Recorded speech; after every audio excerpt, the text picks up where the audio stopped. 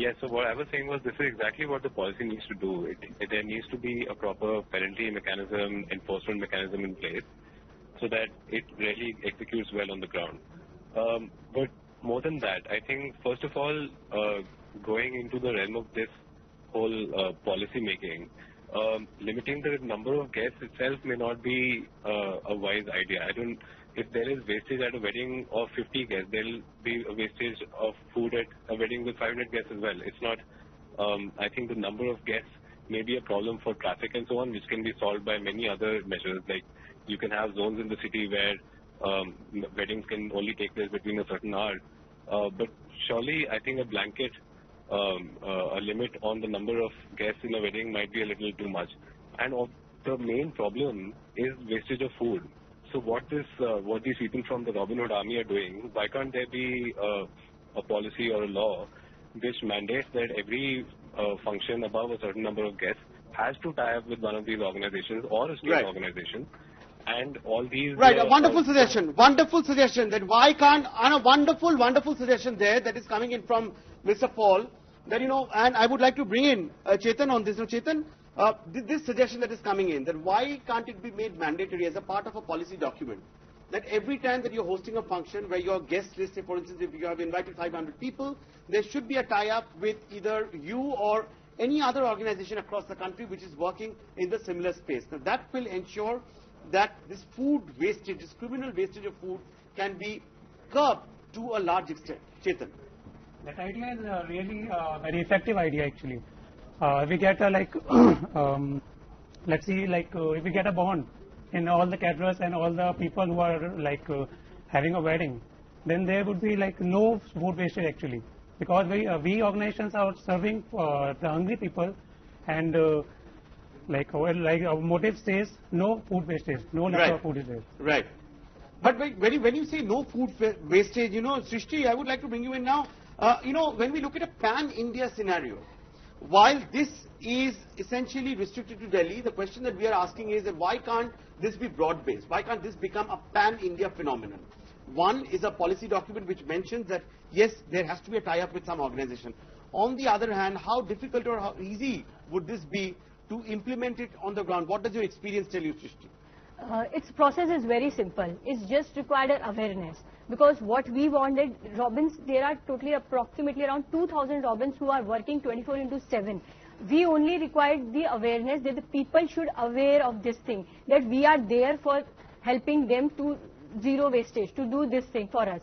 What we want them, that if there is any function in their wedding, not only they call us, they can also do this the same thing. They just call us and ask us, that is there any area where we can go and provide that food, because it's not mandatory that we only volunteer do this. They can also help us by doing this. So the respective state governments also need to realize the gravity of the situation. Rekha Rao, the state governments, what role do you envisage when it comes to cutting down on water wastage and food wastage as far as the state governments are concerned, Rekha Rao, if you have to make this a pan-India movement?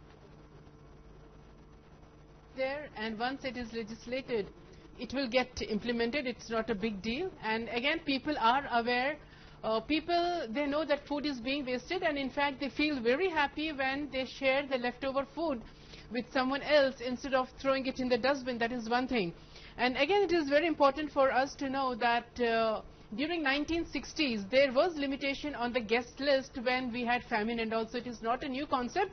The only thing is that we are awakening it, we are getting it back. The entire nation, it has to be pan-India movement, and it is definitely going to be successful. It is not very hard, let me tell you all. No, it's very easy to say, Professor Rao, that it's going to be a pan-India movement. But Rishabh, how do you make this into a pan-India movement? Should the state governments be made stakeholders in the entire process? Well, I'm proud to say that Robin Hood Army is not working across India, but across global. So we are serving in 112 cities. No, I'm asking you specifically about what is the role that you would envisage for a state government in terms of a state government becoming a participant in the process. Yes. Yeah, you can go ahead. I'm adding to it that yes, we do it because on every Independence Day, we do this movement as a whole pan-India movement. But we want this not only on the Independence Day, we want it to be there for whole of the 365 days. We just want it every time, whenever it's a wedding, whenever is there any conference, whenever is there any birthday parties or anything, any kind of function. We just want it, just people know about this thing, that we don't actually waste the food, because people require that food and that food can be consumed easily. So we don't want that to be restricted. No, that is fair enough. But you know, I have still not got the answer to the question that I am asking. That how do you make the state governments, respective state governments, a participant or a stakeholder in the process? Mr. Sridhar. There are two things here we have to do.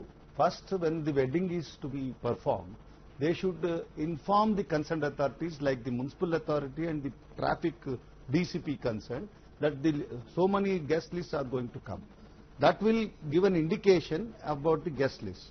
And they should also take the necessary permissions from the traffic authorities and also inform the concerned PS falling under the area, jurisdiction of that particular function hall, so that there is a restriction and a clear-cut indication.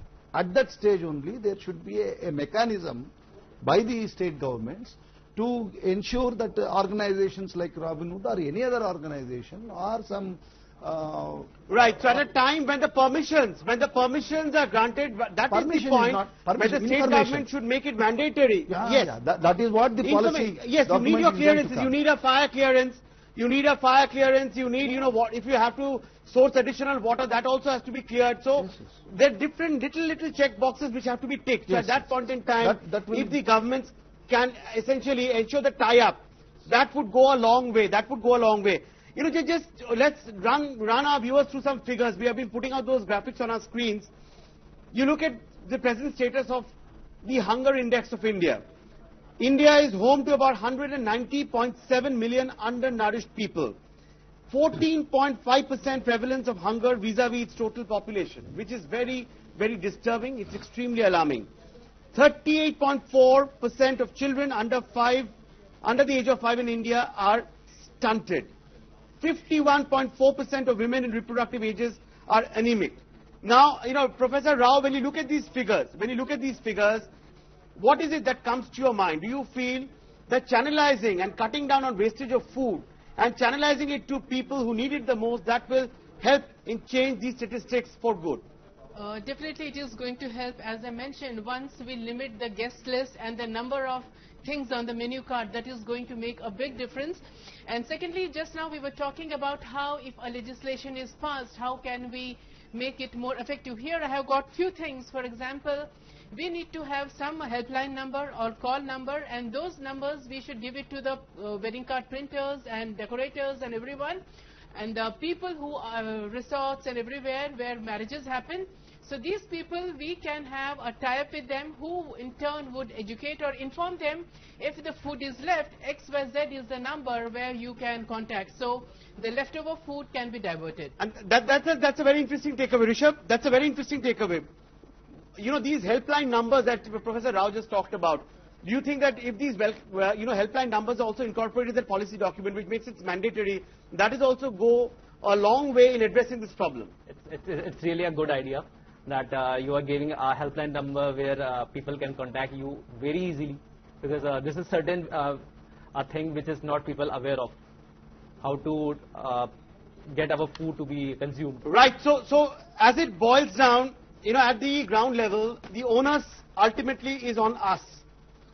Ultimately, whether we are able to cut down on that extravagant guest list and our spending and splurging on food which goes down the drain, that is a call, a conscious call that all of us have to take, and that is something that all of us agree upon.